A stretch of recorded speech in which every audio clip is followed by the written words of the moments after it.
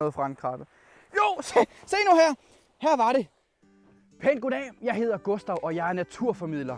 Nu skal I bare se, jeg elsker den danske natur, og specielt her om efteråret, hvor den ændrer sig fuldstændig. Nu skal du høre nogle af de ting, jeg elsker allermest ved naturen om efteråret, og i det her afsnit, der handler det om vand. Jeg elsker efterår, og prøv lige at se, bladene falder af træerne om ørerne på mig. Ja, så næsten det. Nu skal I høre, om efteråret, der kan man opleve et naturfænomen, der hedder fugletræk. Det vil sige, at fuglene de trækker her fra nord, og så skal de sydpå, hvor der er lidt varmere. Men der er en fugl, som er min yndlingsfugl i Danmark. Nemlig den, der hedder en isfugl. Og den er ikke en trækfugl, og nu skal du bare høre, hvor mega sej isfuglen den er. Det er faktisk ikke helt tilfældigt, at jeg står her, hvor der er vand. Det er nemlig lige præcis der, hvor isfuglen den kan lide at leve. Fordi isfuglen, den lever af noget, der lever under vand, nemlig fisk. Den sætter sig på en pind, sådan her, og sidder helt stille, og sidder og kigger rundt, og den siger, ti. Isfuglen lyd, sådan siger en isfugl, sidder og kigger rundt, og kigger ned i vandet efter en fisk. Kigger op igen, flyver over på en anden pind, og lander her, og sidder og kigger, kigger ned i vandet. Og når så der kommer en fisk, så styrtdykker den med mega meget fart under vandet, fanger fisken i sit næb, flyver op på pinden igen og sidder. Så smadrer den fisken ind i kanten på den pind, den sidder på.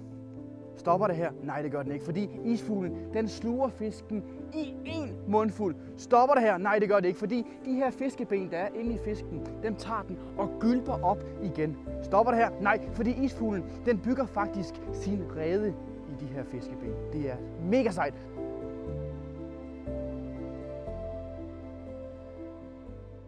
En af mine allermest yndlingsnaturtyper, det er faktisk vand. Og det her, det er en sø, hvor der er sjovt nok vand i. Og der er også andre ting end vand, nemlig svaner, som er Danmarks nationalfugl, nemlig en knopsvane. Men et andet sted, hvor der er vand, det er ude ved havet, og der skal jeg ud nu.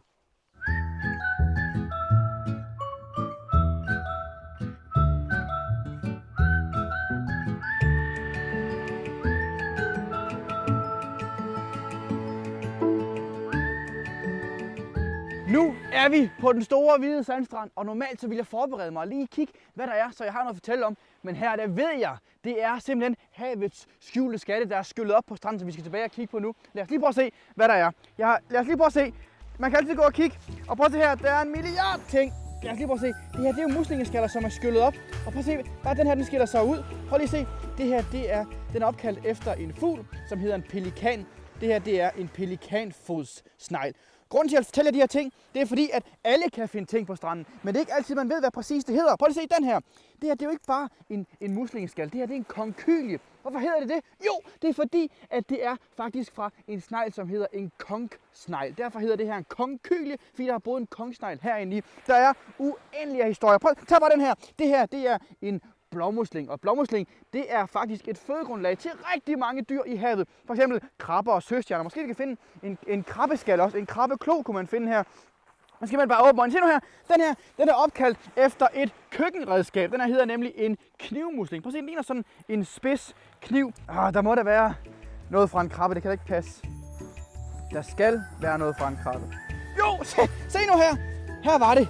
Det her, det er, ja, I ved det sikkert allerede, det her, det er jo selvfølgelig et skjold fra en krabbe. Og man kunne selvfølgelig tænke, ej, det er en krabbe, der er død.